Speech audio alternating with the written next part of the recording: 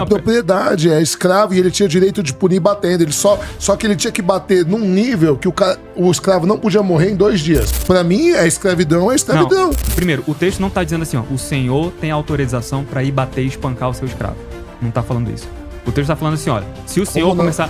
Não tá falando isso. Não tá... Deixa eu explicar agora juridicamente falando, tá? Desculpa, mas eu acho que você tá descontextualizando. Eu tô contextualizando justamente com o exemplo anterior que acabou de dar. Pera aí, rapidinho.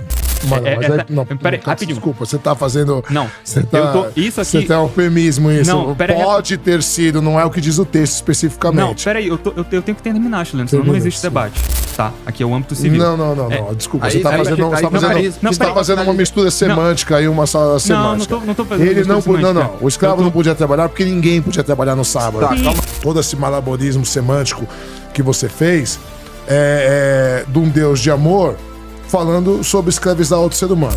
Você tinha direito de vender sua filha para um outro, que nada mais é do que vender os direitos sexuais da sua filha. Sua filha não tinha direito de escolher. Agora, que Deus de amor que autoriza um ser humano a ter escravo do outro, só pra ser da sua religião. Não faz sentido. Mas não é isso que diz o texto, é isso que eu tô te falando. Mas não é isso que diz o texto diz, que se você bater e ele não morrer pelo prazo de 2 dias, tá tudo certo. É isso. Novamente. Aí, de novo, onde que entra a ideia de um Deus de amor, onde permite que um outro ser humano seja propriedade do outro, ao ponto de eu poder fazer o que eu quiser com ele. Agora, o que isso tem a ver com ele ser propriedade sua ou ser escravo? Eu expliquei isso há poucos minutos atrás, Helena. É só prestar atenção. Veja, sobreviver 1 ou 2 dias depois... Sim, mas o problema é ter o escravo. É essa a questão. Que Deus de amor autoriza um ser humano a ser escravo de outro. Pois é, pegar esse ponto. É que a gente tem que... É porque eu sinto que no debate você tá atirando pra várias coisas ao mesmo tempo e eu tô tendo a paciência de tentar explicar ponto por ponto. Tô concedendo. Vai supondo que tá bom. Você tá certo. Porque até agora os argumentos técnicos não foram rebatidos. Não, aqui não é tecnicismo, cara. A questão mas aqui Bíblia não é... é um livro que tem que ser enxergado tecnicamente também. Senão eu vou colocar qualquer coisa no texto bíblico e aí fica com essa pecha de faz escravidão igual era a moda brasileira, faz escravidão igual a moda americana. Não era assim. Tá, deixa eu falar um pouquinho sobre isso, porque essas leis sobre estupro, escravidão, elas estão em textos muito específicos e que eu posso dizer que eu estudei bastante. Êxodo capítulo 21 fala sobre essa questão da escravidão. Você tem Levítico capítulo 25. Você tem os... Efésios, vai falar também. Exatamente. Então, eu vou ter oportunidade, eu vou ter que gastar um tempinho aqui só pra explicar, porque isso daqui é uma coisa importante, tá? Eu não encontrei ainda um autor que sistematizou como eu vou sistematizar agora, mas eu tô chegando a uma tese de que a escravidão na Bíblia foi utilizado como instrumento de proselitismo. E eu vou explicar o que isso quer dizer. Proselitismo é a tentativa de angariar pessoas para sua própria fé. Eu acredito que o que a gente está discutindo hoje, vendo como escravidão, aí sim é anacronismo.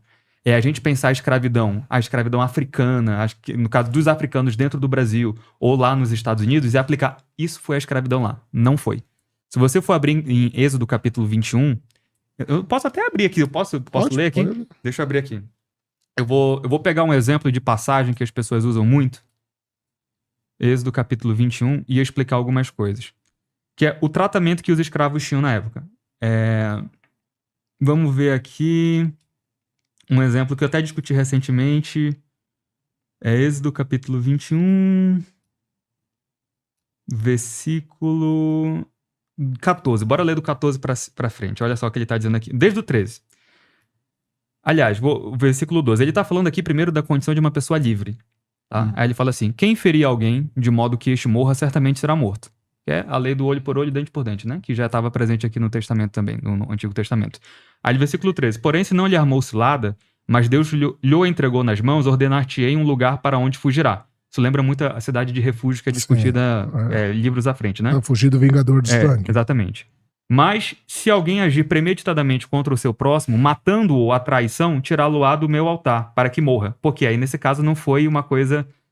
a gente tá falando de uma coisa com dolo. A pessoa queria ter matado. Ela armou a cilada, ela agiu premeditadamente, como o texto fala, né? Aí ele continua. O que ferir ao seu pai ou à sua mãe, certamente será morto. Aí, 16. E quem raptar um homem, o vender, ou for achado na sua mão, certamente será morto. Opa, a Bíblia tá falando aqui que quem rapta um homem e vai vender, então vai ter que ser morto, né? Então, interessante. Aí ele continua. E quem amaldiçoar seu pai ou sua mãe, certamente será morto. E se 2 homens pelejarem... Agora, aqui começa uma coisa interessante. Aí ele tá falando primeiro de homens livres, ele vai entrar na escravidão agora, né? Ainda falando de homens livres. E se 2 homens pelejarem, ferindo-se um ao outro com pedra ou com punho, e este morrer, mas cair na cama, e se ele tornar a levantar-se e andar fora sobre o seu cajado, então aquele que o feriu será absolvido.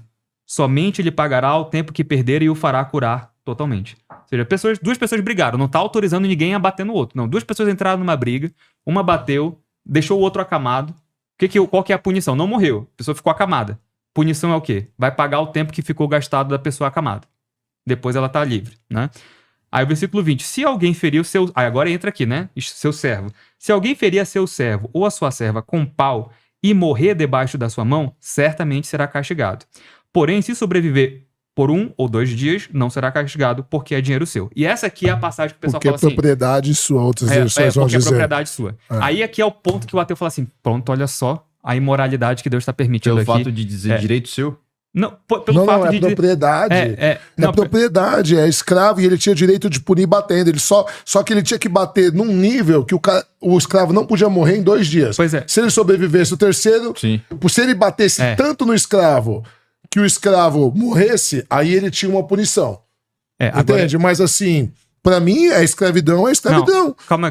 Isso não é amor, né? Não, peraí, rapidinho. Deixa eu agora tentar olhar aqui, fazer a exegese do jeito certo, do jeito jurídico, porque isso aqui é um texto jurídico, tá? A gente acabou de ver um caso anterior que eram de 2 pessoas livres que acontecia isso, elas estão brigando. Primeiro, o texto não tá dizendo assim, ó, o senhor tem autorização pra ir bater e espancar o seu escravo. Não tá falando isso. O texto tá falando assim, olha, se o senhor começar... Não tá falando isso. Não tá... deixa eu explicar agora juridicamente falando, tá? O texto não tá dizendo assim, vocês têm autorização de disciplinar com pau e matar a pessoa. Não. Ou então de ferir a ponto que não morra. Ou seja, é só pra tentar calibrar a violência do texto, do agressor, no caso do seu senhor. Ele não tá falando isso. O texto tá falando assim, assim como no texto anterior, quando ele fala assim, se 2 homens brigarem e acontecer isso, aquilo, outro, então vai ter que pagar pro outro porque ficou acamado, não sei o quê. O texto não tá autorizando as pessoas brigarem. Isso seria uma leitura que a gente chama juridicamente a contrário sensu. E que nesse texto aqui não faz sentido tecnicamente falando. Agora, o que acontece? Um senhor poderia brigar com seu escravo? Sim. Vamos tentar olhar por uma outra perspectiva aqui. Se simplesmente as pessoas se desentendem. Não é porque a pessoa é escrava que ela não vai brigar eventualmente com alguém. O texto está prevendo esse tipo de situação. Tem 2 pessoas que estão brigando. Primeiro ele fala de 2 pessoas livres. Mas por que ele dá o exemplo... Desculpa, mas eu acho que você está descontextualizando. Eu estou contextualizando justamente com o exemplo anterior que acabou de dar. Pera aí, rapidinho. Eu preciso esclarecer isso daqui. Porque é uma coisa muito curiosa. Eu tenho levantado a literatura especializada sobre esse assunto. Vocês podem pesquisar a JSOT, que é Journal of Supplement of the Old Testament, que é uma das principais publicadoras falando sobre o assunto de Antigo Testamento no mundo. Tá? Então assim, eu não estou falando nenhuma coisa que eu tirei da minha cabeça. Estou só tentando sistematizar aqui a leitura jurídica do ponto aqui. Então assim, ele está falando o seguinte. Anteriormente o caso era 2 pessoas estão brigando. O que vai acontecer se uma delas ferir e ficar de cama? Se uma morrer, vai acontecer uma coisa, porque quem matar o outro vai ser morto. É o que ele fala. Agora, se uma outra morrer, aí não morrer e ficar acamado, vai pagar o tempo que ela fica, né? Ele tá falando de 2 pessoas livres. Aí ele entra no exemplo do escravo. Ele fala, olha, se o senhor acertar o seu escravo com um pau e este ficar ferido, né? Se ele ficar ferido, mas ele não morre à primeira vista, o que a academia tem interpretado? Tem 2 possibilidades aqui. A primeira é que justamente está vendo a distinção lá atrás de dolo e de culpa.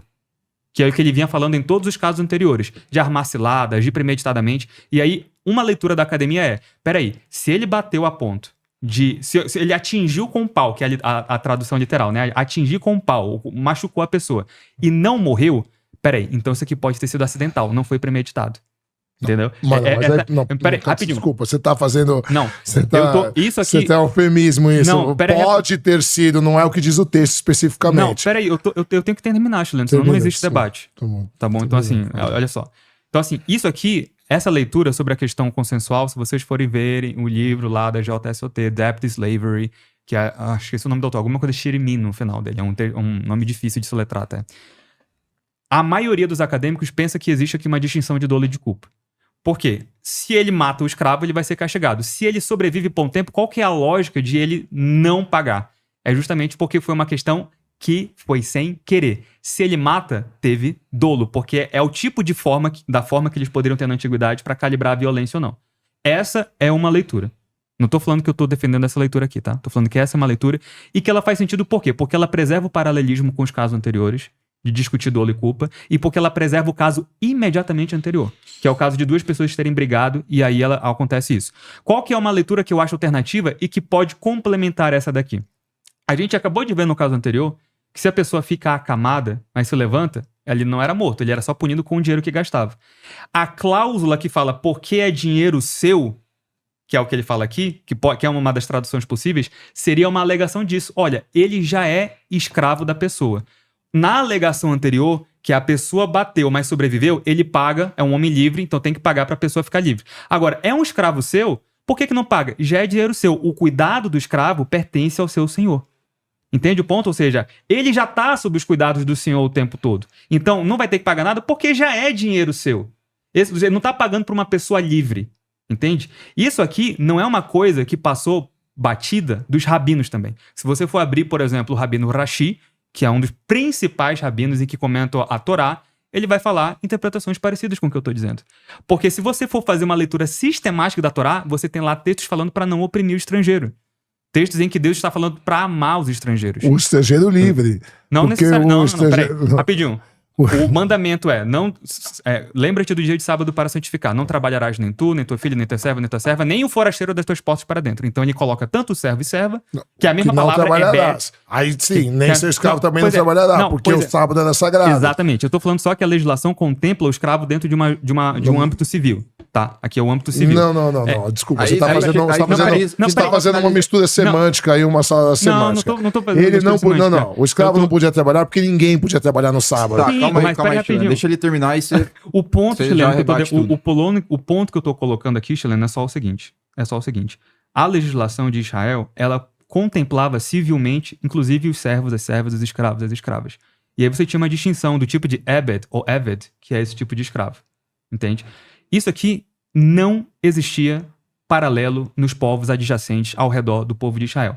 O que eu acabei de falar aqui da leitura, ela é contextualizada. O capítulo 21 está falando dos tipos de distinção de dolo e de culpa. O caso anterior falou, olha, ele bateu na pessoa e aí ela morreu. Vai ser morto. Ele bateu, mas não sobreviveu? Peraí, mas sobreviveu, ficou alguns dias de cama e tal, paga o tempo em que ele tem que ele vai suprir a falta que a pessoa ficou lá sem trabalhar. O escravo já trabalha para o senhor. Ou seja, o texto não está dizendo assim, olha, pode bater no escravo quando você for corrigir o seu escravo, mas se acontecer isso, aquilo outro. Não, ele não fala isso. Ele está falando, olha, se o senhor atingiu o seu escravo dessa maneira, como que a gente vai distinguir os casos aqui?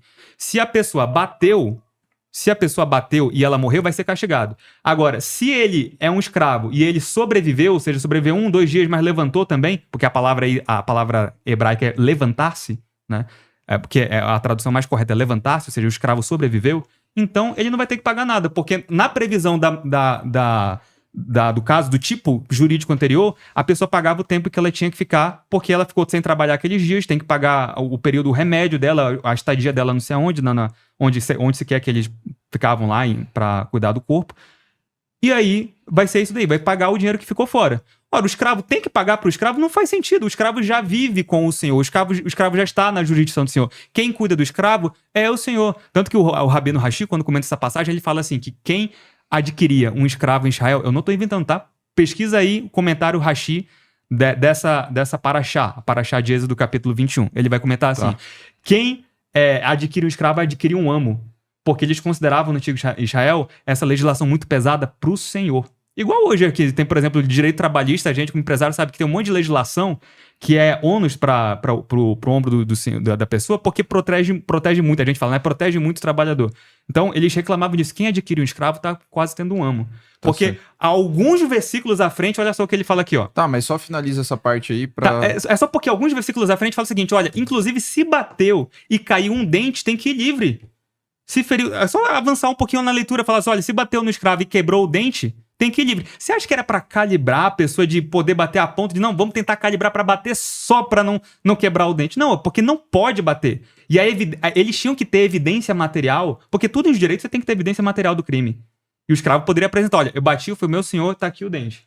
É um tipo de evidência material que tinha na antiguidade pra dizer ele me agrediu. O senhor não podia ir bater. É só continuar lendo. Ele fala assim, olha, se bateu, quebrou o dente, vai livre. O escravo não fica mais sob a jurisdição do seu senhor. Então, esse é um tipo de leitura que às vezes os ateus instrumentalizam sem ver contexto jurídico, sem ver forma sintática, porque a tradução que eu falei aqui é o tipo de interpretação que eu estou suportando com essas evidências, entendeu? Então, assim, é simplesmente temerário a gente dizer. E por que eu digo que era vou fechar com isso, prometo.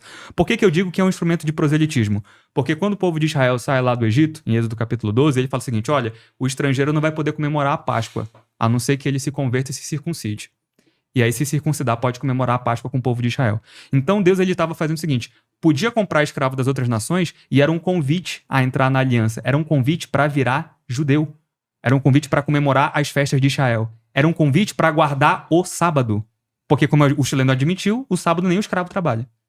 Então, era um convite para sair de um sistema na antiguidade, que era os povos ao redor de Israel, que eram pessoas que tratavam o escravo como pior talvez do que aqui na América Latina tratavam os escravos. Sim. Então, por isso que muitas traduções não gostam de traduzir escravo, traduz como servo.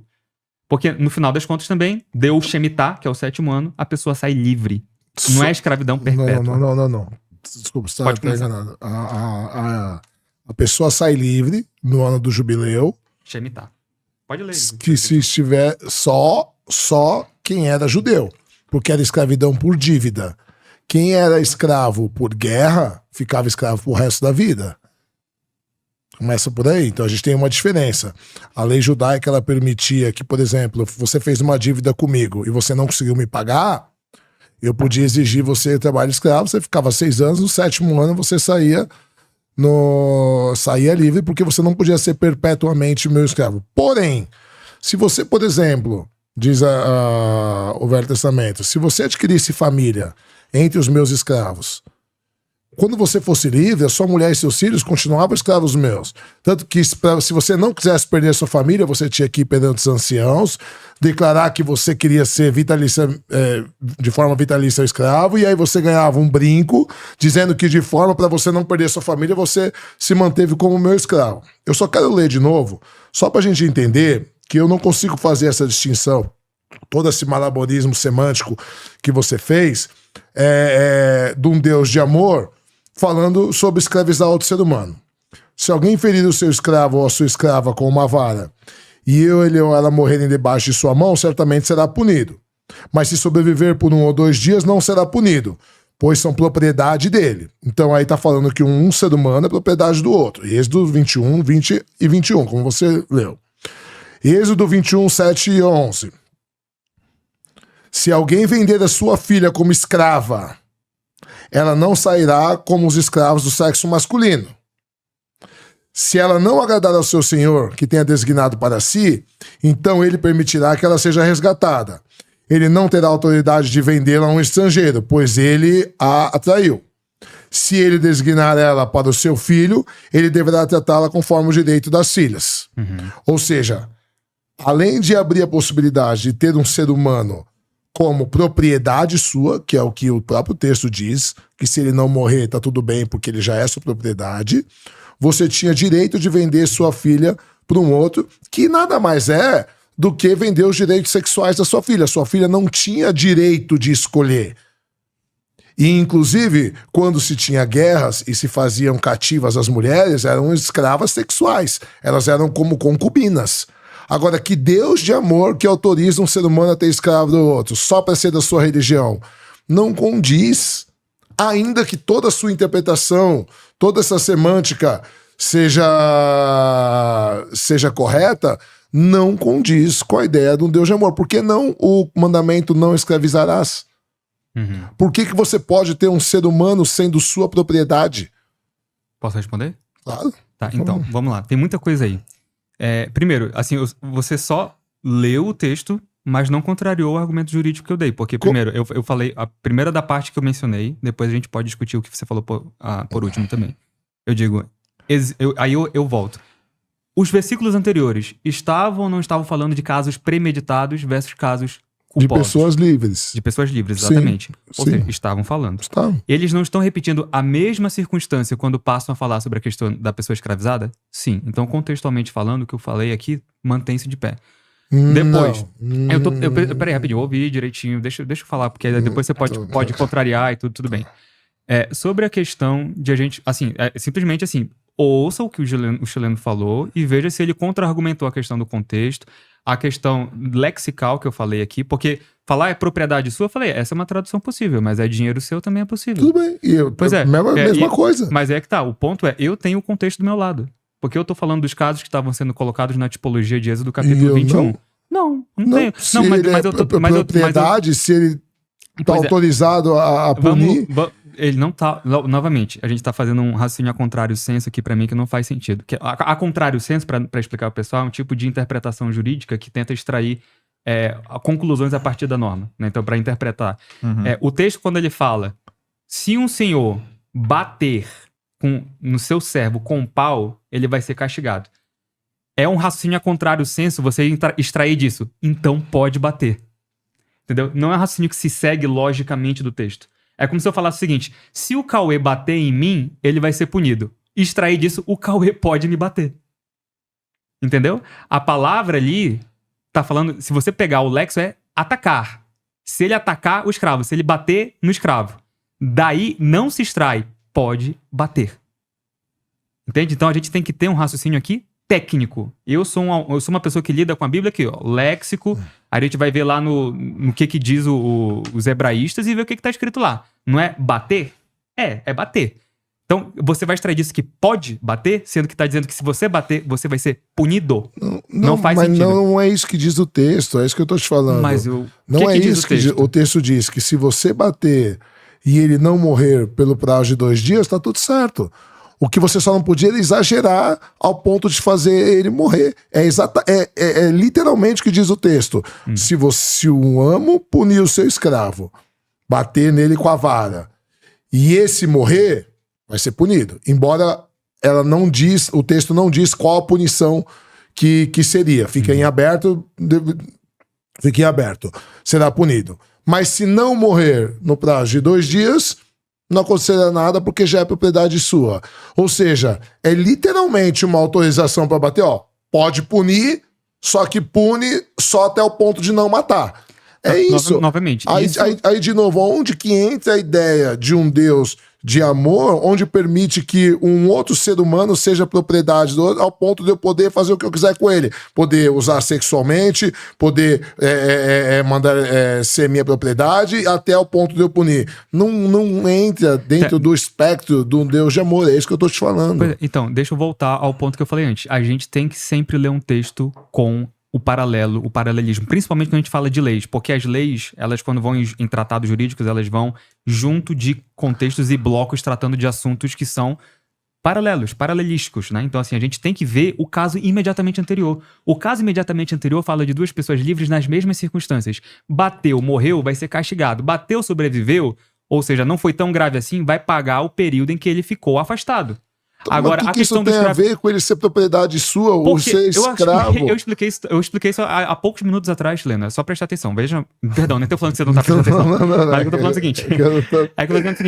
Qual é o sentido de você pagar algo pro seu escravo que sobreviveu 1 ou 2 dias depois? Sim, mas o problema é ter o escravo. É essa a questão. Não, que Deus de amor autoriza um ser humano a ser escravo de outro. Pois é, mas assim... Vender a sua filha como escravo, que vai ser claramente usada para fins sexuais, e o cara poder usar ou não usar, gostar ou não gostar, devolver. Qual é a lógica de um Deus autorizar um ser humano ser escravo de outro, independente se ele vai ser punido se bater demais ou não? A próprio texto diz, é propriedade sua, é dinheiro seu. Qual que é a lógica de poder ter escravo? Vamos lá. Essa que é a questão. Vamos lá, deixa eu chegar a esse ponto. É que a gente tem que... É porque eu sinto que no debate você tá atirando pra várias coisas ao mesmo tempo, e eu tô tendo a paciência de tentar explicar ponto por ponto, tá? Porque olha só... Sim, tá bom. Mas vamos lá. O ponto é aqui sobre a questão, primeiro, dessa lei. A gente tem um caso paralelo anterior que explica justamente por que a cláusula da justificativa é porque é dinheiro seu. Porque o escravo já estava... Tudo bem, levando em contexto que escravidão é permitida. Sim, mas por que é isso que eu tô pergunta? Ótimo, se a gente já concedeu esse ponto, avancemos. avancemos pro que eu vou falar agora. Não, eu tô te concedendo isso pra você explicar o principal. Eu não tô falando que eu concordo. O principal, que é a minha eu tô falando o seguinte... É a tese que eu falei que eu tô tentando provar. É foda. Pois é. Eu tô concedendo. Vai supondo que tá bom, que tá certo. Porque até agora os argumentos técnicos não foram cara, rebatidos. não, porque não é tecnicismo, cara. A questão Mas aqui Bíblia não é... é um livro que tem que ser enxergado tecnicamente também. Senão eu vou colocar qualquer coisa no texto bíblico e aí fica com essa pecha de faz escravidão igual era a moda brasileira, faz escravidão igual a moda americana. Não era assim. Não era? Não era, porque no 7º ano a pessoa era livre. Agora, Mas rapidinho. só... Peraí, rapidinho. Vamos falar sobre a questão da perpetuidade agora, aí eu vou explicando até o ponto principal. Porque o ponto que vocês estão falando é, por que permitia a escravidão? Eu levantei a minha tese aqui, eu vou repetir. No meu entendimento, eu acho que nenhum autor sistematizou como eu até agora. Eu tô até pensando em escrever sobre isso. A escravidão foi utilizada ou concedida para Israel como instrumento de proselitismo. E eu vou explicar agora o porquê. Agora, rapidinho. Só uma pergunta. Você de fato acredita nisso? Tentando entender, assim, a sua cabeça. Ou seja, é a mesma coisa... Só pra terminar. Ou você, tipo, tá tentando criar uma justificativa por conta do que você acredita, entende? Não, peraí. Calma, peraí. São coisas distintas, gente. São as coisas que eu defendo que hoje deveriam acontecer, as coisas que aconteceram. Eu tô primeiro pegando o texto e lendo. O que o texto tá dizendo? Eu tô primeiro... Não, sim, mas porque você tá dizendo essa questão do proselitismo. É um princípio de qualquer análise textual, você primeiro estabelecer o texto, e depois a interpretação, e depois a doutrina. Isso aqui é uma coisa basilar. Primeiro tu estabelecendo o texto. O que o texto estava juridicamente falando? Chegava lá para um juiz para julgar em Israel. O caso foi assim. Então tá, vai acontecer isso. Eu quero primeiro estabelecer isso. O que acontecia? Não, eu falo na questão da escravidão mesmo, né? Da permissão dela. Pois é, exatamente. Eu estou dizendo que é um instrumento de proselitismo. E o que eu quero dizer com isso? Novamente, a gente tem casos na Bíblia em que o povo de Israel concedia a trazida das pessoas, dos estrangeiros, de escravos, para dentro do ciclo da aliança. Você tem, por exemplo, isso também falado no livro do profeta Isaías, passagem que é mencionada pelo Senhor Jesus quando da expulsão dos vendilhões do templo, em que ele fala, se eu não me engano, Isaías 56, salvo engano, depois o pessoal pode me corrigir nos comentários aí, em que ele está falando, né, que a minha casa será chamada casa de oração, vocês transformaram em covil de salteadores, né? Ele cita duas passagens aí, se eu não me engano, uma de Jeremias e outra do profeta Isaías, em que o profeta Isaías está falando que o sábado seria como um instrumento para enxertar outras pessoas no judaísmo. Para trazer essas pessoas para a nova aliança. E ele fala lá, incluindo servos e servas. Escravos e escravos, que a palavra era a mesma, às vezes o complemento mudava, né? Da palavra Eved ou Ebed em hebraico. Então assim, você tinha um instrumento de Deus trazendo pessoas de outras nações para poderem comungar com Israel, podendo inclusive guardar sábado, participar da Páscoa, tendo direito trabalhista. Se a pessoa fosse violentada, ela seria restituída. Se ela perdesse o dente, ela ia livre. É o que diz o texto aqui. Então, o ponto que eu tô querendo levantar é o seguinte, o chileno tá falando o seguinte, mas existia, por exemplo, a pessoa lá casava com a filha que era dada em casamento do seu senhor, e aí o escravo poderia ter a sua prole, mas aí se chegasse no ano do... O que é Shemitah? Shemitah é o 7º ano, tá? Não é o jubileu, o Yovel é outra coisa, que é o de 50 anos, tá? Shemitah de 7 em 7 anos, é a legislação de Êxodo 21 que fala. Então é o seguinte, você chega lá no Shemitah, chegou no 7º ano, os escravos são livres, são libertados. Aí ele fala o seguinte, mas se ele chegou lá... O texto fala o seguinte, se ele chegou com a mulher, com a sua própria mulher, sai ele e a mulher juntos. Se ele chegou lá solteiro, mas o seu senhor deu a sua filha em casamento para o seu escravo, olha só que coisa também, né? Um parênteses. Um senhor que confiava, amava tanto seu escravo a ponto de dar a filha para casar com o escravo. Assim, é um tipo de escravidão... caso, né? É um tipo de escravidão esquisita se a gente for pensar na escravidão brasileira, né? Na escravidão brasileira e na americana. Mas aí ele fala o seguinte, olha, chegou... A filha lá casou com ele e teve filho. Pode sair no jubileu? Ele pode. Mas por que... Aí são, novamente, teria que analisar... A mesma coisa que eu fiz, eu teria que analisar com a passagem aqui, não vai dar tempo. Mas a interpretação rabínica e acadêmica disso é o seguinte, olha, o Senhor está deixando um legado para o seu escravo porque os herdeiros iriam herdar aquilo que o pai da filha estava dando também, quando ele morresse. Então, ele não poderia simplesmente sair, por exemplo, vou pegar aqui a minha família sair, levar, eu vou ficar sem geração, vou ficar sem quem possa legar, quem possa receber como herança a minha propriedade. Então, como eram questões de tribos, eram questões de pessoas que iam ficar em terra, iam receber repartições, iam administrar casas, gado na terra prometida, a lei já previa tudo isso. Então, a pessoa não podia simplesmente sair com a família, esposo, tudo levar, e a terra ficar sem mais herança, sem quem pudesse herdar. Então ele fala, então vamos fazer o seguinte, pra você ficar aqui com a gente, pra você poder participar, a gente vai de fato, tá correto, vai levar lá na liderança de Israel, vai furar a orelha dele pra dizer que ele na verdade não quer abandonar o Senhor porque ele o ama muito. Agora, ele era obrigado a casar com a filha? Não, o texto não fala isso. Ele era obrigado a ir lá solteiro? Não, o texto também não fala isso. O texto inclusive diz que ele podia chegar casado e quando saísse, ia sair ele e a esposa. Eu tô só explicando uma contingência histórica que geralmente passa batido nesse tipo de análise. Porque existe questão de herança, que era muito importante para uma pessoa oriental naquela época. Muito, extremamente importante. Eu ficar sem descendência era uma desonra, assim, em nível da mulher ficar desesperada que não podia ter filho. Então, assim, ele não podia simplesmente deixar sair dessa maneira. Por isso que a lei já prevê esse tipo de caso. Então, a palavra... Aí, o que o chileno está falando é que tinha um tipo de escravo, né, que ele está alegando que não saía livre. O problema é que Êxodo 21 não faz a distinção. Essa distinção vai aparecer lá em Levítico capítulo 25. Eu não sei se eu vou ter tempo para explicar isso. Só termina para ele também. Tá, mas então, nesse porque caso. Êxodo capítulo 25 vai falar de fato de uma situação em que o judeu não poderia ser comprado como se fosse um outro escravo, mas ele tinha que vir na condição de jornaleiro. Jornaleiro é uma pessoa que recebia pela diária, né? Jornaleiro não no sentido de entregar jornal, mas de diarista. Muita informação, cara. Deixa só ele... Acho que é melhor ele responder Então, e depois você... Então depois eu complemento. Não, eu só queria ler um outro texto só para dizer que essa tua tese do proselitismo não tem lógica, biblicamente falando. Uhum. Números 31, 17, 18 diz assim: agora, pois, Deus mandando fazer guerra.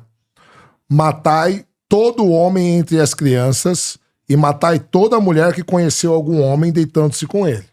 Ou seja, você vai lá, faz a guerra, vai matar todo mundo. Uhum. Porém, deixai com vida para vós todas as meninas que não conheceram homem algum deitando-se com ele. Ou seja, vocês podem ir, mata todo mundo, mulher que já teve relação sexual, homem, todos os homens, desde criança até quem for, só que as meninas que forem virgens, vocês podem pegar para vocês usarem. Cara, é uma lei de genocídio e de escravidão sexual. Ou seja, aonde entrou o proselitismo aí? Não entrou. É só as meninas então têm direito. Os homens... Então, é isso, de novo.